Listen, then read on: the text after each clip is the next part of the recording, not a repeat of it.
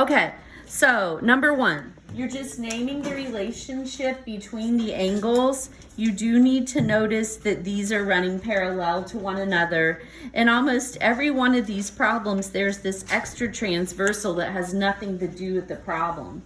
So A and B are inside those lines that are crossed on opposite sides of the transversal. That makes those alternate interior angles.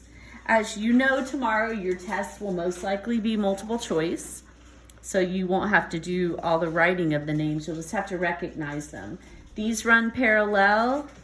This is our transversal, and in this case, A's in the upper position if you look at the four angles, and B's in the same spot. What do we call them when they're in the same position? That's corresponding. Okay, parallel lines. Here's my transversal. Both of these angles are outside of the lines that were crossed on opposite sides of the transversal. So you should have said that those were alternate exterior angles. Number 4, these angles are inside the two lines that are crossed by the transversal on the same side. We call those same side or consecutive interior angles. All right, number 5, again, an extra transversal that has nothing to do with the problem. I can see that the lines are parallel.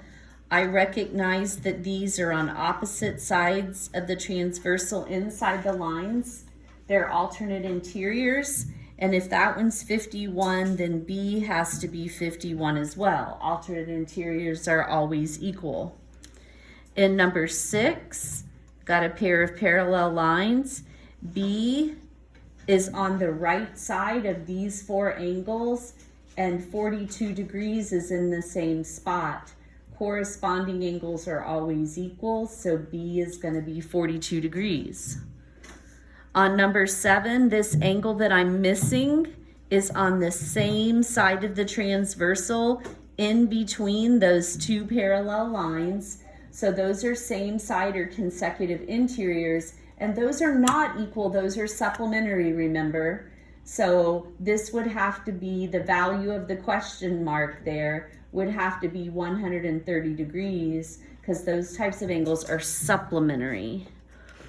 In number 8, we're looking for, there's the question mark. This is the angle we're looking for.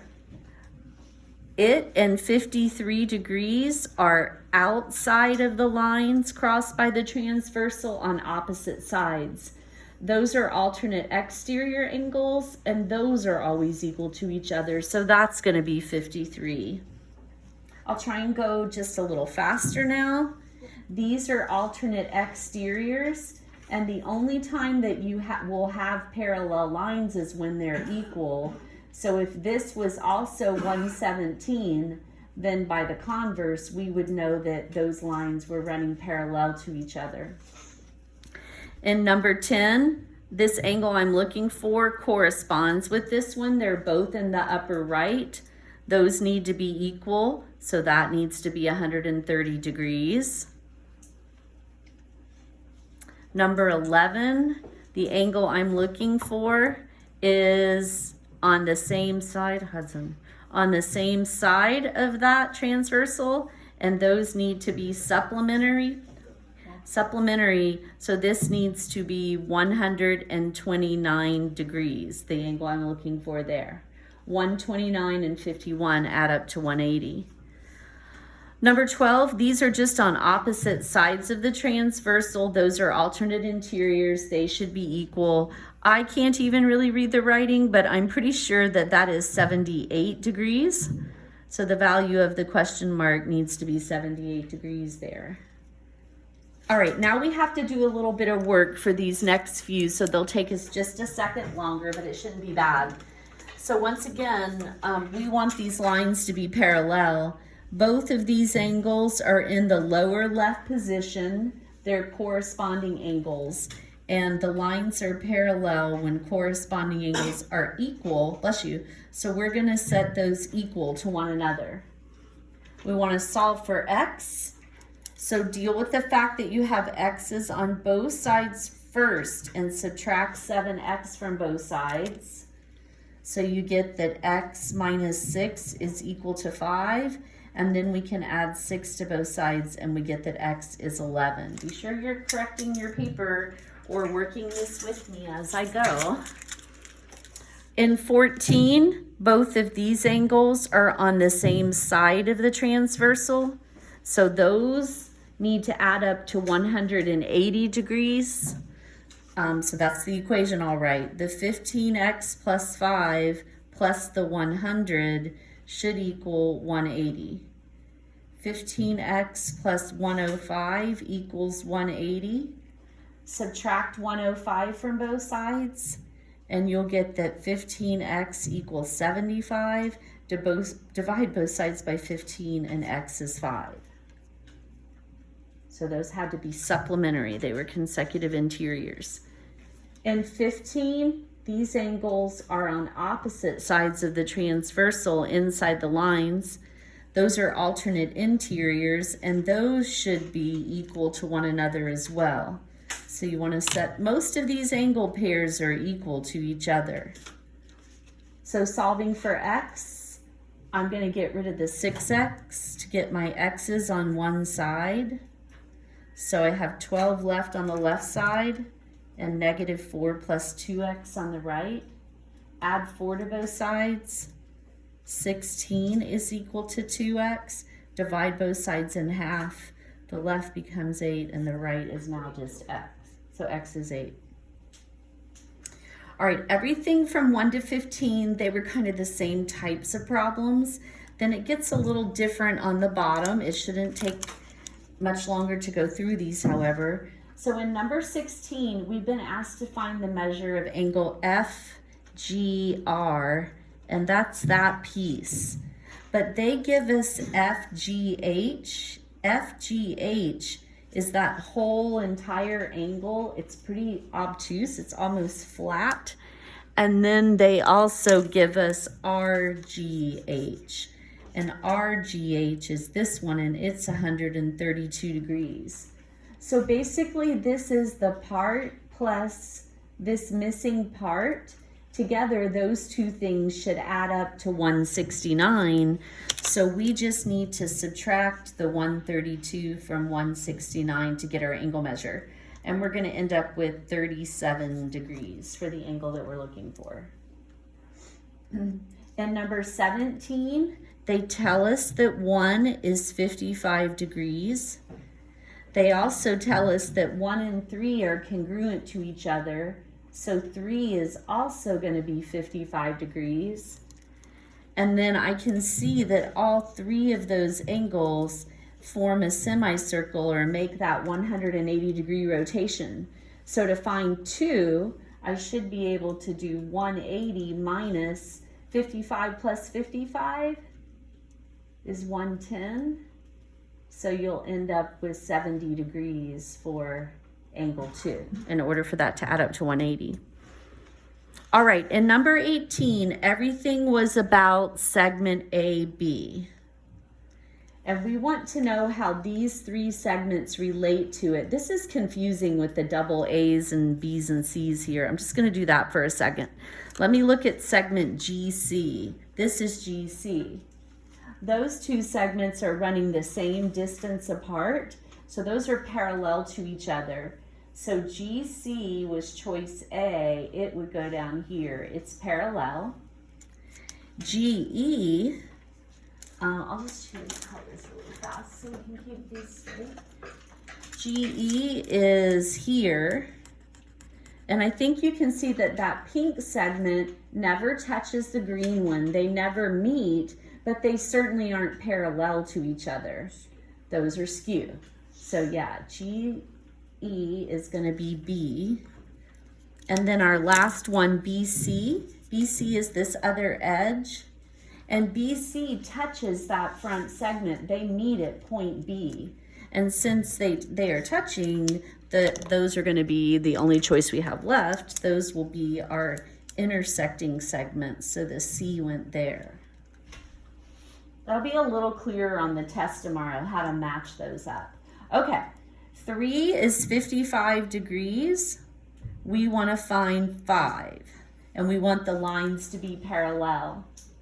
Angle 3 and angle 5 both lie on the same side of the transversal in between the two lines. That makes those consecutive interiors, that's correct. And consecutive interiors need to add up to 180. So what do we add to 125 to get, I'm sorry, I said the wrong thing. What do we add to 55 to get 180? That would be 125. That's the answer. Okay, 3 more, almost done. In number 20, they give us the measure of angle 1 and they give us the measure of angle 8. Those angles are along the transversal, but they're outside the transversal. They're alternate exteriors. So if those lines are going to be parallel, those angles have to be equal.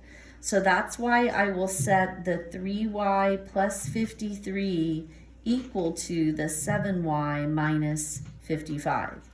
Once again, I've got variables on both sides. So if you know you struggle with this, if you'll write down all the steps, hopefully you can look back at that tomorrow and it might help you. So here's what I have now. My y's are over on the right. So I want to add 55 to both sides. And we get that 108 is equal to 4y. Divide both sides by 4. And I believe we're going to get 27 for y there when we divide. All right, please circle this or highlight it or something. What you were supposed to do in 21 was graph a line. That's the goal. So what do we know about this line we're going to graph? It needs to be perpendicular to this line, and it needs to pass through this point. So I'm going to start by graphing that point. The ordered pair -3, +4 is here. I know the line has to pass through that point. But in order to draw a line, I need 2 points, not just one. So I'm going to go back over here and I'm going to look at this line. It's in y equals mx plus b form. I can see that the slope of that line is +1/2. We want the slope of the line that's perpendicular to that. So we're going to want to take that slope of +1/2. That's positive. So our slope's going to be negative.